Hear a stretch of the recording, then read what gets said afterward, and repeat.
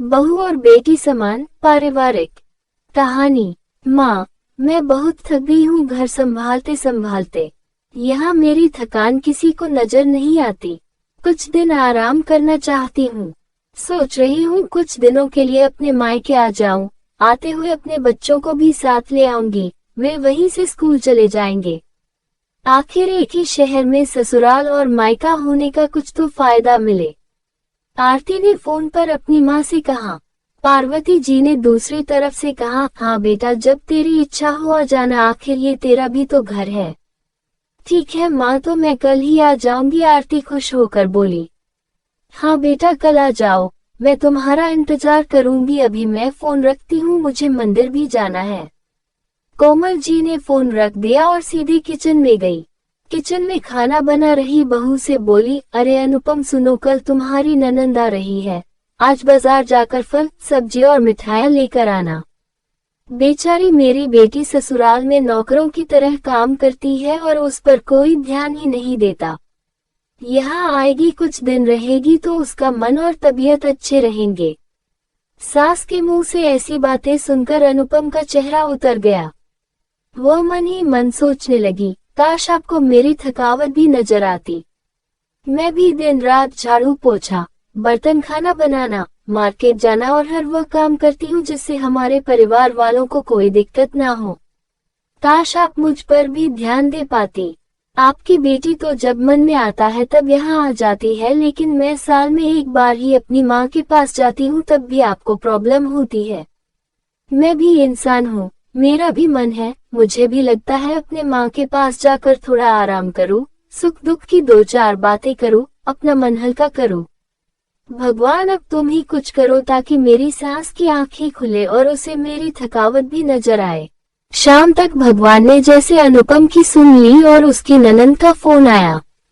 ननंद ने अपनी माँ से कहा कि उसकी सास ने उसे मायके आने के लिए मना कर दिया है, इसलिए इस बार वो नहीं आ सकती। पार्वती जी बोली, ऐसे कैसे मना कर दिया? पहले तो कभी वह तुम्हें आने के लिए नहीं रोकती थी, इस बार भला क्या हो गया? लाओ मेरी बात कराओ उसने, मैं समझती हूँ। आरती ने फोन अपनी सास के पास दिया। पार्वती जी ने कहा, नमस्कार समधन जी, आपसे कुछ कहना था। समधन जी ने कहा, कहिए। दरअसल आरती कल त्योहार है, इसलिए अपने मायके आना चाहती है, अगर आप उसे भेज दे तो अच्छा रहेगा। आरती की सास ने कहा, देखिए समधन जी, आपकी बेटी मायके जा रही, इस बात के लिए हमने उसे कभी नहीं रोका और इस बात से हमें कोई प्रॉब्लम है भी नहीं।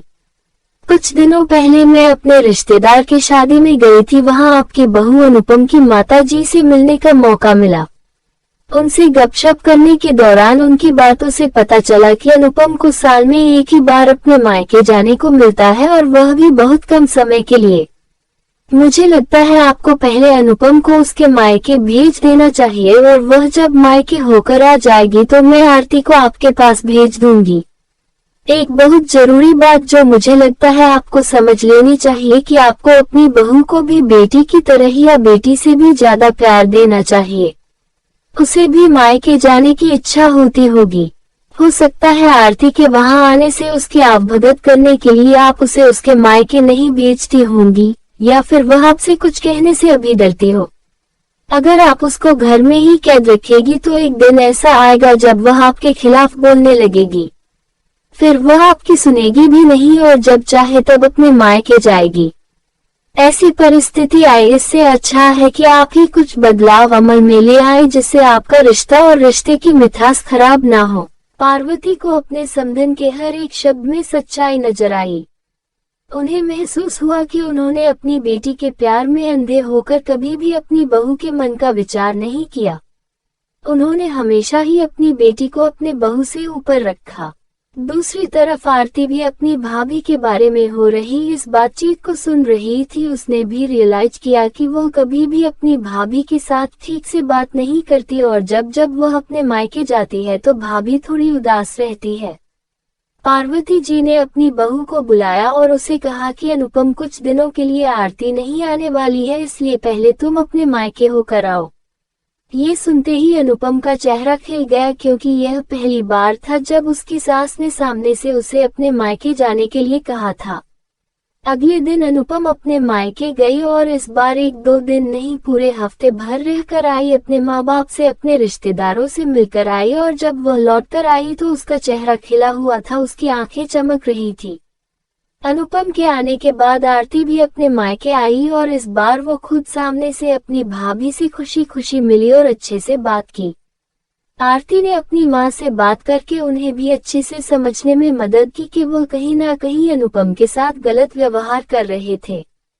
दूसरी तरफ अनुपम अपने ससुराल वालों के बदले रवैया से बहुत खुश थी। अब वो खुशी खुशी सबका ध्यान रखती और हर काम प्यार से करती।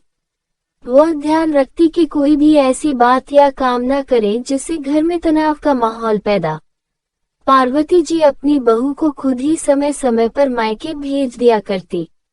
एक छोटे से बदलाव ने सास बहू और भाभी ननद के बीच की कड़वाहट को दूर कर दिया और रिश्तों को और भी ज्यादा मीठा और मजबूत कर दिया।